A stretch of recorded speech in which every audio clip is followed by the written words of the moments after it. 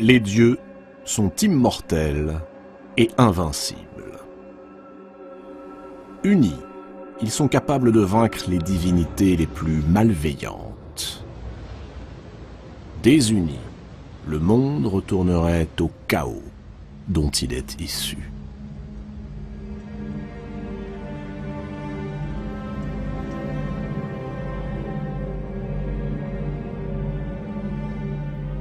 Ces divinités sont fières, susceptibles, orgueilleuses. En elles, sommeillent la ruse et l'intelligence. Et quand elles exploitent ces deux qualités, c'est le plus souvent pour se quereller, comploter, trahir.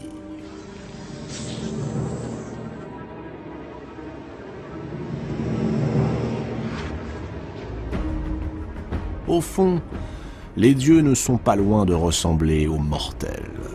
Ils sont en proie aux deux mêmes passions, l'amour et la haine.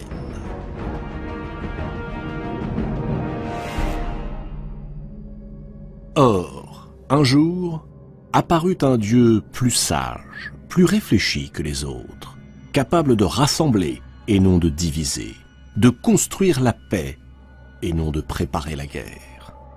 Un dieu radicalement ancré du côté de la raison, contrairement à ceux qui se laissent guider par leur passion.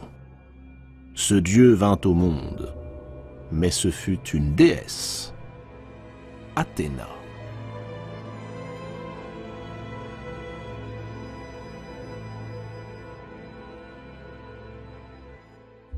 À divinité exceptionnelle, naissance exceptionnelle. Zeus avait épousé en premières noces la nymphe Métis, dont le nom signifie à la fois prudence et ruse. En dépit de quelques orages déclenchés par les infidélités du roi des dieux, le couple vivait heureux. Et puis un jour, deux autres divinités, Gaïa, la terre, et Ouranos, le ciel, vinrent frapper à la porte du maître de l'Olympe. Ils lui firent cette inquiétante prédiction. Après avoir donné naissance à une fille, Métis enfantera un garçon. Et ce garçon surpassera son père en ruse et en puissance, et finira par le détrôner.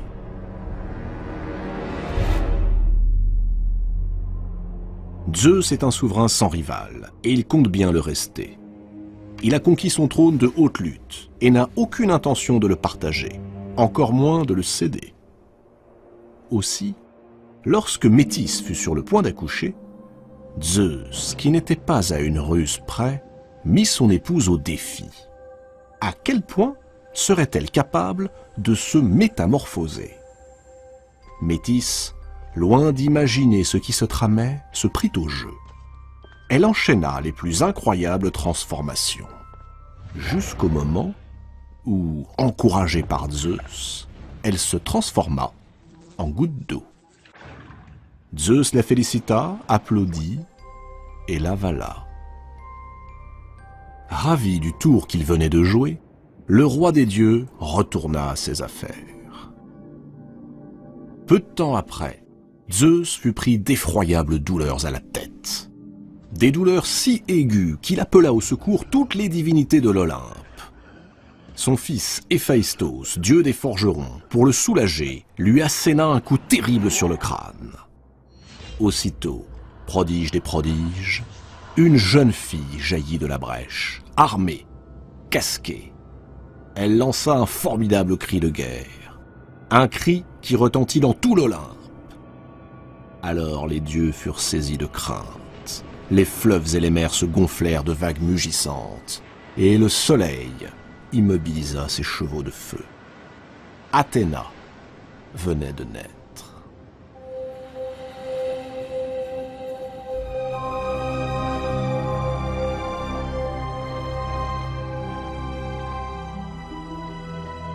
Athéna possède la prudence et la sagesse de sa mère, Métis, mais aussi l'intelligence de son père, Zeus. Elle est double. C'est une femme, mais elle est vouée au jeu de la guerre, qui est, chez les Grecs, affaire d'hommes. Pour Zeus, elle est et elle sera toujours son enfant préféré.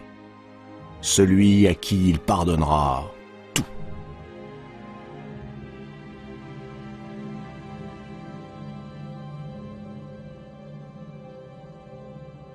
Zeus confie l'éducation d'Athéna au dieu fleuve Triton. Triton a déjà une fille, Pallas. Très vite, les deux jeunes déesses deviennent inséparables. Or, un jour qu'elles s'entraînent en combat singulier, et alors que Pallas s'apprête à frapper Athéna, Zeus, craignant pour sa fille, s'interpose. Surprise par l'apparition du roi des dieux, l'infortuné Pallas baisse sa garde et reçoit d'Athéna un coup terrible. Un coup involontaire, mais un coup mortel.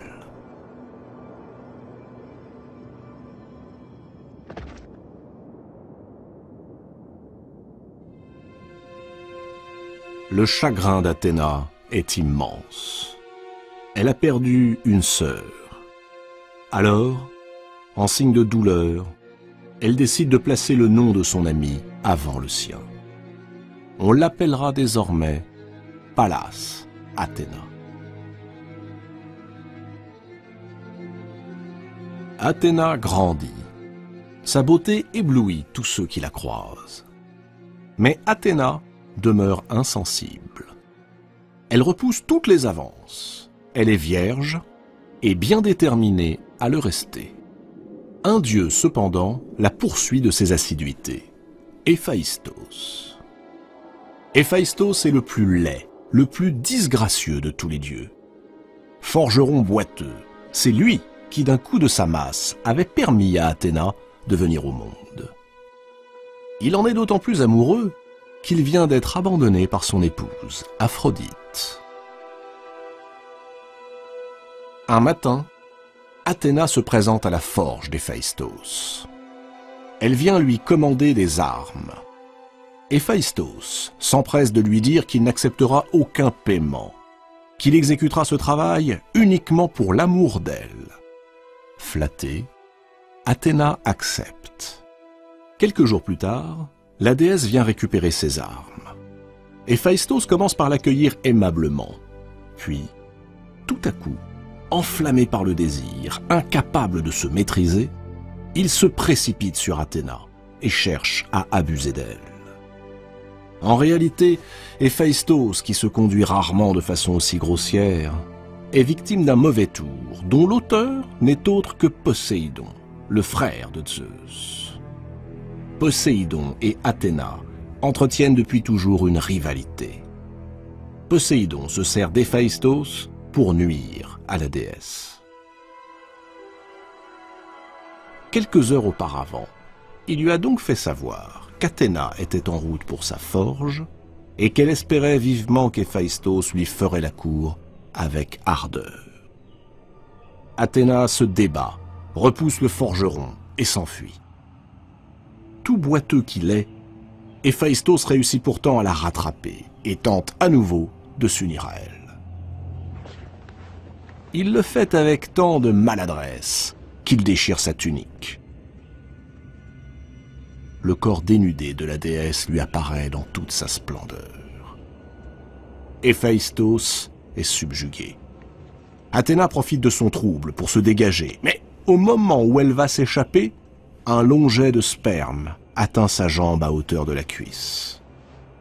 Dégoûtée, Athéna saisit un morceau de laine, s'essuie et le jette par terre.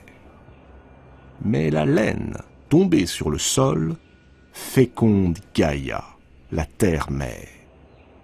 Gaïa est désormais grosse du désir d'Héphaïstos. Et quelque temps plus tard, Gaïa donne naissance à un enfant. C'est une créature bizarre, mi-homme, mi-serpent.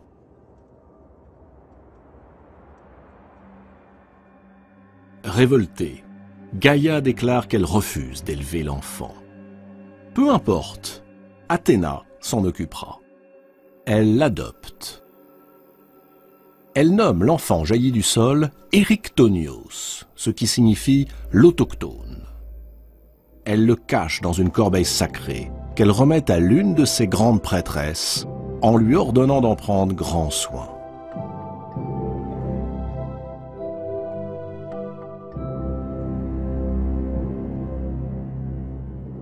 Or, un jour qu'elle est de retour d'une fête, portant la corbeille sacrée dans laquelle somnole le jeune Éryctonios, ses deux sœurs, dévorées par la curiosité, soulèvent le couvercle du panier. Lorsqu'elles découvrent un enfant doté d'une queue de serpent, elles sont prises de panique, poussent des hurlements de terreur et se jettent du haut de l'acropole.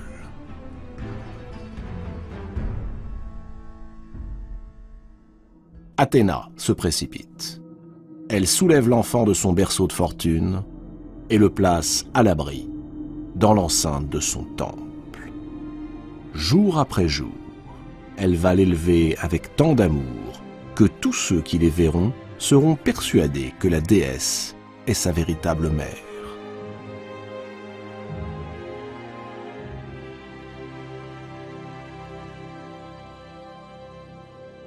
En ce temps-là, les dieux vivaient dans leur palais, sur l'Olympe. Mais il n'existait pas de cité sur terre qui leur fût exclusivement consacrée. Zeus estima qu'il fallait, sans plus tarder, combler ce manque. Il convoque alors tous les dieux et leur demande de choisir une ville dans laquelle les hommes honoreront leur culte. Une seule cité pour chaque dieu. Chacun fait son choix. Apollon choisit Delphes. Arès prend Sparte. Aphrodite s'établit à Corinthe.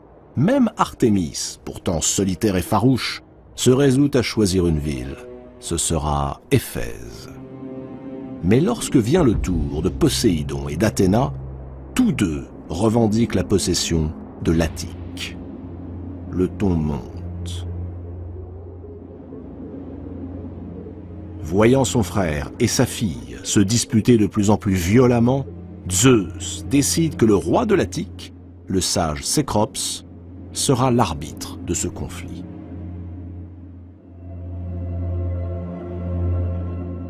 Cécrops est un bon souverain. Il a interdit les sacrifices humains. Il a fait de sa région la plus civilisée des contrées du monde. Il a instauré la monogamie, le mariage, a créé les premiers tribunaux. Chose inédite, il a accordé le droit de vote aux hommes, mais aussi aux femmes.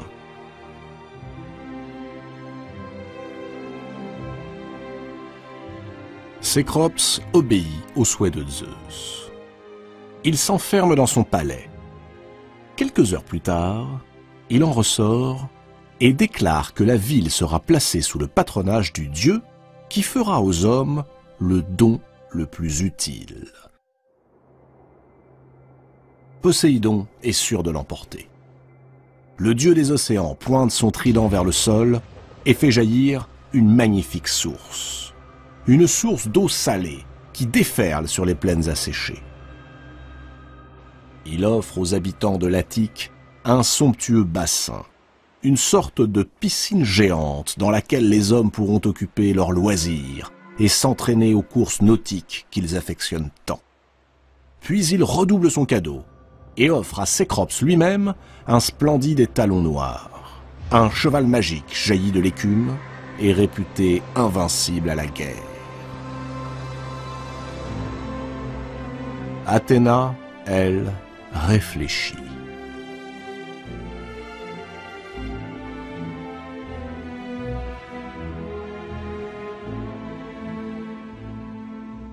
D'un geste de la main, elle fait sortir de terre un arbre.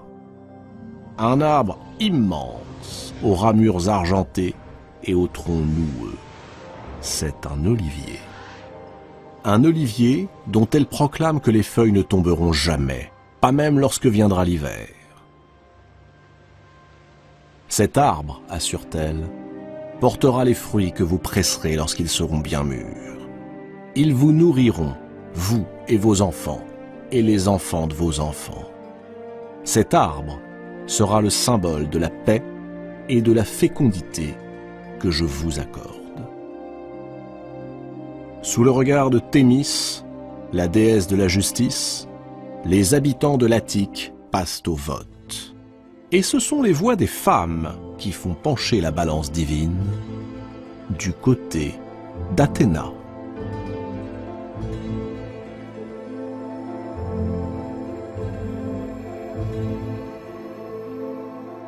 Poséidon entre dans une fureur incontrôlable. Pour se venger de cette humiliation, il décide de submerger l'Attique sous les flots. Mais Zeus, qui a suivi avec attention le déroulement du scrutin, le lui interdit.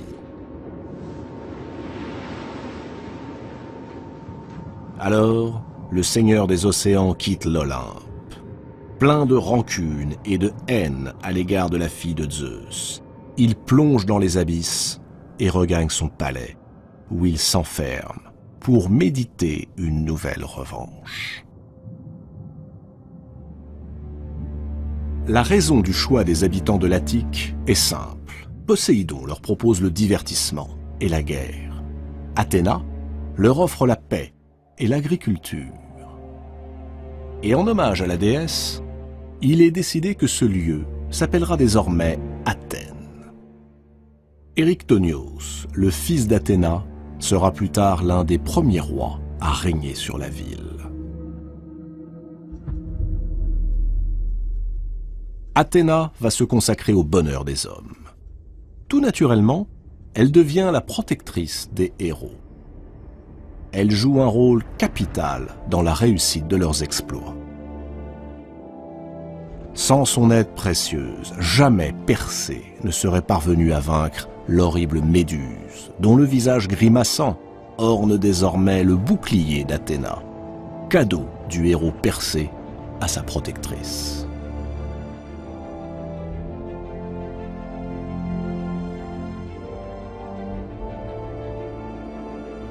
Pendant la guerre de Troie, Athéna prend parti pour les Grecs et leur inspire l'idée du cheval de bois.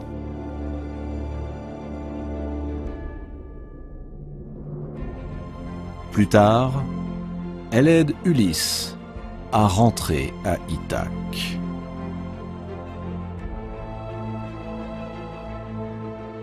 Enfin, sous les traits du sage Mentor, elle guide le jeune Télémaque dans ses démarches pour retrouver les traces de son père.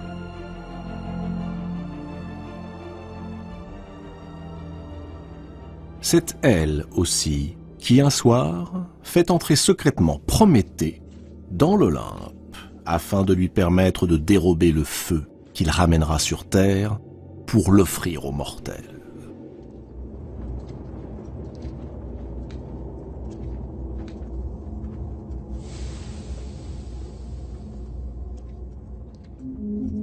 Aux mortels, justement, Athéna inspire audace et sang-froid, une forme nouvelle de bravoure, guidée par la réflexion et la ruse, non par la fureur désordonnée et aveugle.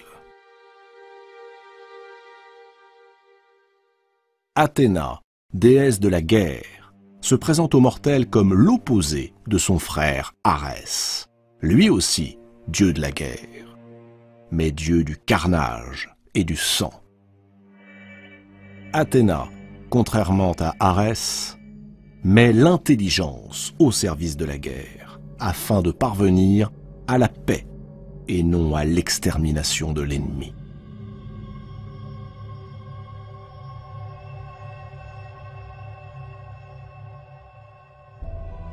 Au fil du temps, Athéna se fait également protectrice de l'État, garante de l'équité des lois, de leur juste application. Mais elle comprend très vite que sans prospérité, les lois seules ne suffisent pas. Alors, pour que se développe le bien-être des hommes, elle leur offre la charrue et le joug pour les bœufs. Elle leur enseigne aussi les nombres. Elle transmet aux femmes l'art de la cuisine, celui de tisser et de filer. Elle inspire également la construction des navires, le travail du bois, le polissage des planches, l'ajustement des différentes pièces de la charpente. C'est ainsi qu'elle préside à la construction de l'Argo, le plus grand navire jamais construit jusque-là, à bord duquel Jason et ses marins iront récupérer la fameuse toison d'or.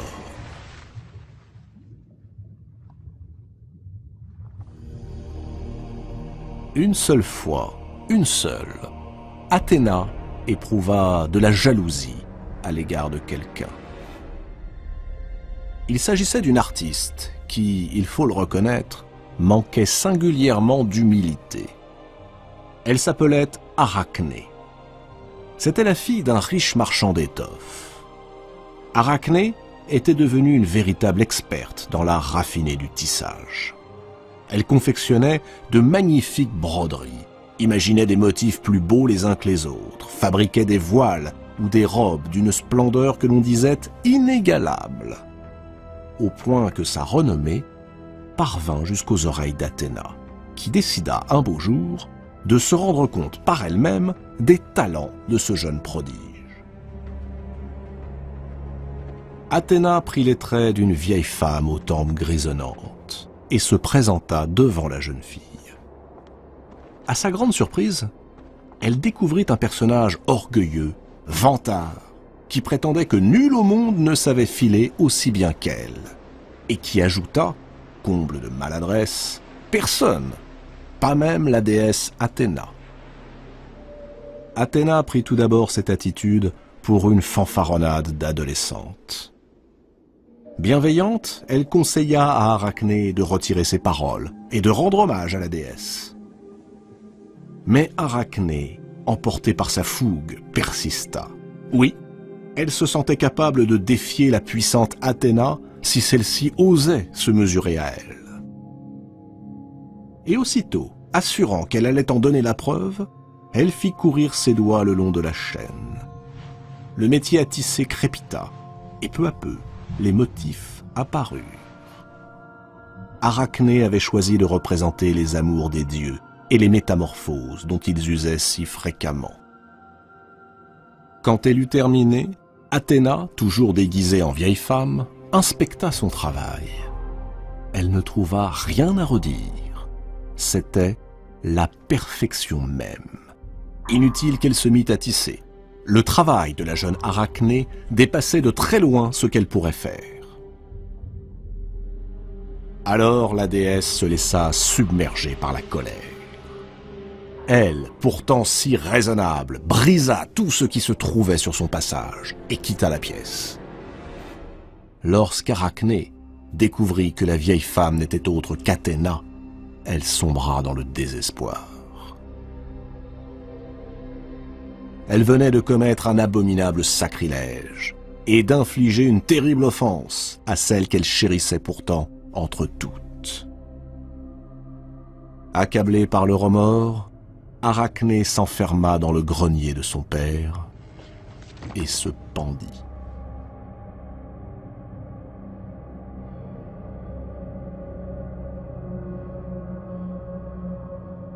Quand Athéna apprit la nouvelle, elle regretta aussitôt de s'être laissée emporter. Et pour rendre hommage à cette excellente fileuse que la mort avait injustement emportée, elle retourna jusqu'à l'atelier d'Arachné, versa sur son corps un baume magique. Le corps d'Arachné se mit à rétrécir, rétrécir, rétrécir, jusqu'à n'être plus qu'un minuscule ventre duquel dépassaient de petites pattes grêles et velues.